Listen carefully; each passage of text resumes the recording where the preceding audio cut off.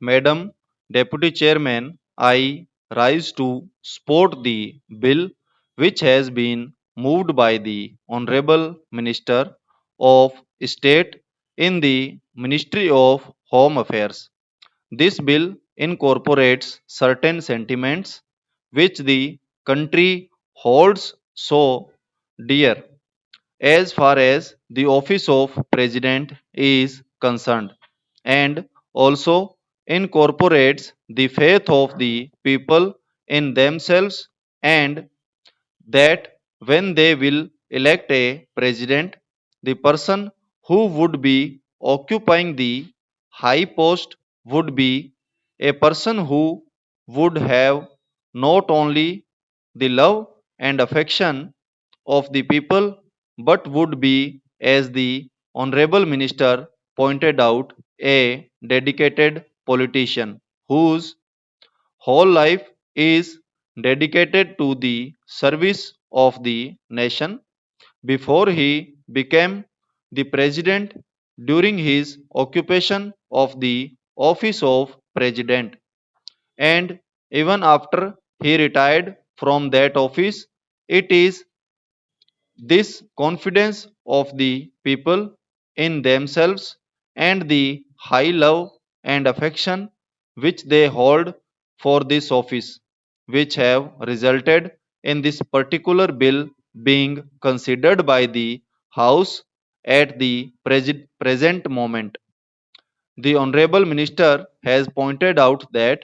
the President, who has just retired, has fulfilled all the requirements which are the basis of this particular measure, and the measure which was passed in 1951. I wish that he had mentioned the last Governor General, also to whom both the measures apply, whether we may agree or may not agree with the last Governor General on some of the political views that he holds. There can be no two opinions that the last Governor General was also an illustrious son and is an illustrious son of this country, and deserves all the consideration, all the love, and all respect of the country which are being incorporated in the present measure and were incorporated in the 1951 Act. While therefore fully supporting the measure which is now before the House, I would like certain clarifications regarding the rules that are going to be made for giving effect to the provisions which have been incorporated in the present bill. In the statement of objects and reasons, we are told that a person holding the high office of president has, even after retirement, many public calls on him, and it is therefore considered desirable to provide him with secretarial staff. It is further stated that the bill provides for a staff which may be engaged for the president.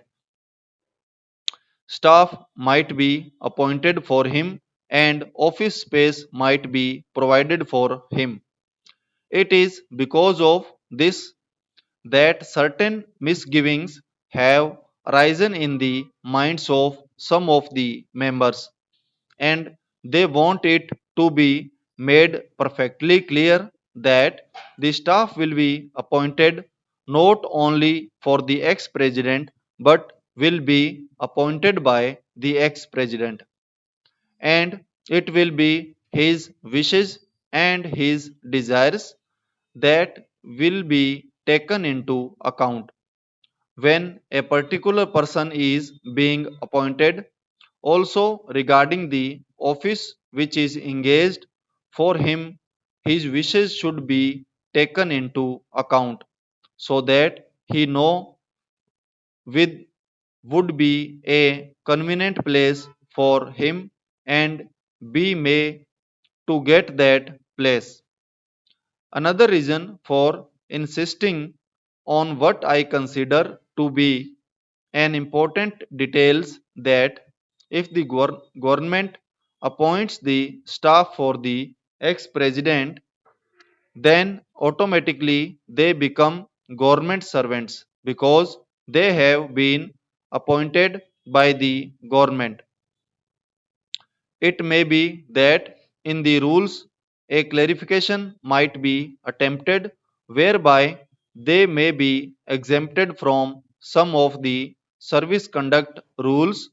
which are applicable to normal government servants. But even there, it will be much better that this should not be left in any doubt and that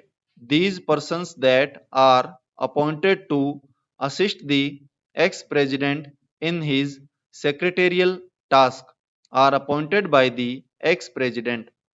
himself. They would be the staff of the ex-president and would not be appointed by the government for the ex-president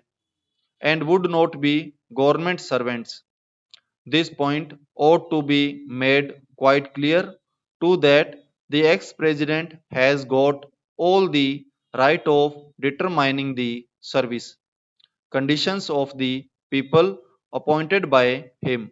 Of course, subject of the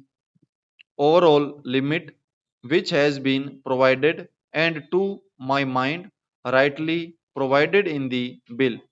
Within that overall limit, perhaps it will be much better to leave the rest of the matter to the president himself so that we may also express our further confidence in the present to the effect that he would utilize it with discretion and with all sense of responsibility and fair play and taking into account the interests of the public and of the public exchequer too. Another point which has also needs some clarification is regarding the payment to be made for the secretarial assistance and for the secretarial staff normally. Government rules requires that whenever any such demand is made on the public exchequer or on the consolidated fund of India, a certain formality has to be gone through and that formality of accounting has to be in a prescribed form. Stop.